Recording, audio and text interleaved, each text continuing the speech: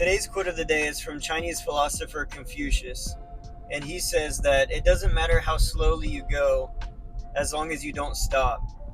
I don't know about you, but as far back as I can remember, I've always had issues with instant gratification or starting something and feeling like I should be further along. I'm not seeing the growth and the progression that I would like as quickly as I would like. So it's just very discouraging. It almost makes you want to quit.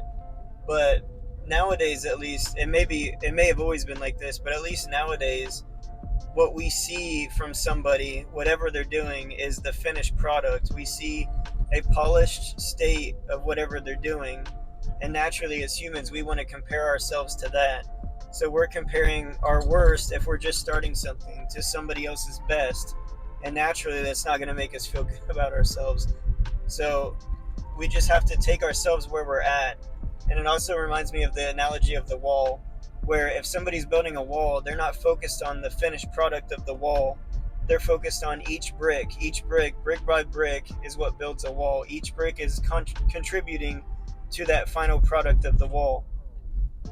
So if you think about it in terms of whatever you're trying to do, whatever goals you have, each day is a brick, and each brick is progression to that final product of the wall. So if you're making steps towards any goals that you have, if you're progressing at all, then eventually you'll see a wall. Eventually you'll get there and you'll be able to look back and see a finished product. But the problem is when you're focused too much on that finished product and then you don't see all the work that goes into it. And if you're too focused on the finished product, you're not going to do the work because you're going to get discouraged and you're going to wonder why you don't have the wall yet, instead of focusing on this brick that you need to lay in this moment to contribute to you building a wall.